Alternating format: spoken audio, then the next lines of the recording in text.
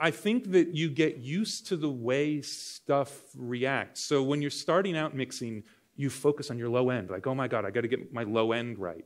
I never think about my low end anymore because the low end affects how the vocal works. If the low end's wrong, then it's no good. And it could either be a balance or an EQ thing or a sub thing. And you kind of know when you go for it. So even mixing on headphones where I'm not hearing the very bottom, you hear how it affects everything else in the mix and you just kind of know it's right. I mean, and on this one, I was super stoked at how much sub there was. Like, that's awesome. And I had no idea. I knew that there was a bunch going on down there, and I was afraid it was just going to be this huge flabby mess. And instead, it was a huge flabby good mess, and I could just leave it. So, yeah. Yeah. When you start a mix, are you listening to individual things, or do you start out with everything up and then adjust from there?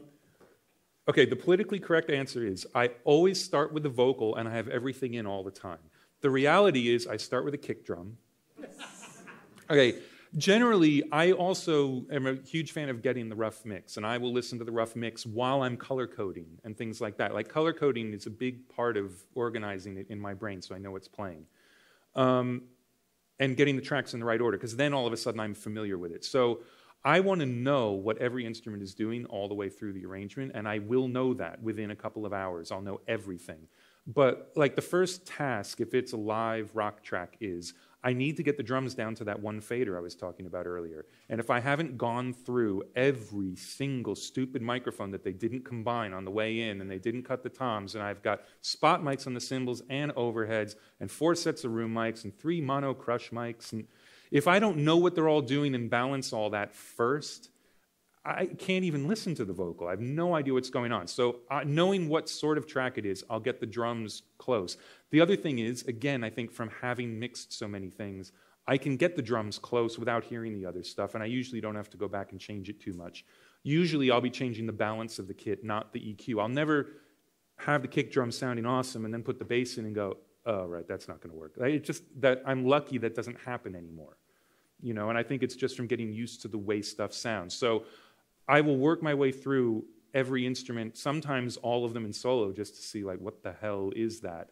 But that said, in terms of actually mixing the song, the balance is very organic and everything is in. And if I can't make it work, then I'll start taking stuff out. And if I get it to work with stuff out, then that stuff has to really convince me it needs to be in the mix, or else I take it out and I send a really apologetic email to the band saying, I kind of messed around with your arrangement, or I'll add stuff.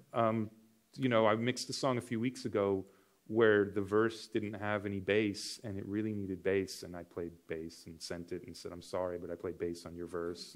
And they never even commented. So obviously it was what made it work, because it's only about making the song work. But at the end of the day, that's it. And it's cool if someone also says, yeah, and it sounds great.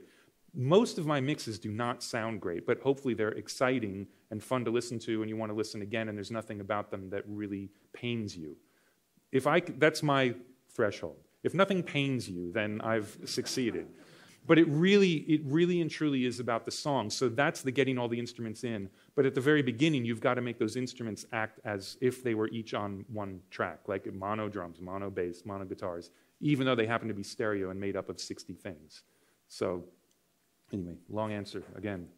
When you're doing that process and you're in there and starting your session, how do you control your gain stage? Or, you know, like, do you like to start with all the tracks at a certain volume level so you're not going to get too loud? No, it's totally random and bad. And it's another thing. I mean, when I was mixing on the console, there are definitely levels at which things start to sound different. And it's part of why my mixes were so loud, because the Neve would get awesome and then it would break. And you had to push it to the awesome place. And that awesome place happened to be really, really, really loud, and then you could break it. So it turns out, for me anyway, the summing in Pro Tools works exactly the same way. It doesn't sound right to me until my mix is a certain level. And that level can come from the 2-mix or whatever. But so to answer your question, like in a practical way, I've got VCAs. There is usually no track in the session that is a source track is not controlled by a VCA. Sometimes it'll be 5 VCAs that control everything. Sometimes it'll be 15.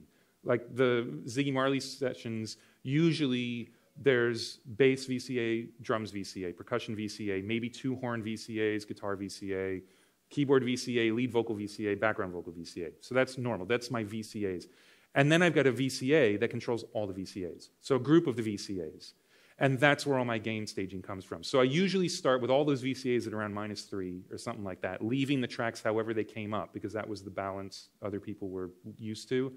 And then that master VCA can pull down from there. So if I really like the balance, I don't have to go through and what was I at and subtract 2.3 dB from every one. I just take my master down 2.3. And that I'll do looking at that router aux. I've got a master on that so I can just see how much I'm blowing it up. And I usually have an L2 on there that's bypassed, because when you put it in, you'll see that you're actually overshooting by like 19 dB. Like, okay, so I'll bring it down 6 and hope for the best and, go like that. So that is how I do the gain staging, by using VCAs. But there's no specificity, easy for me to say, to it. It's really sort of a random thing that has now become a habit.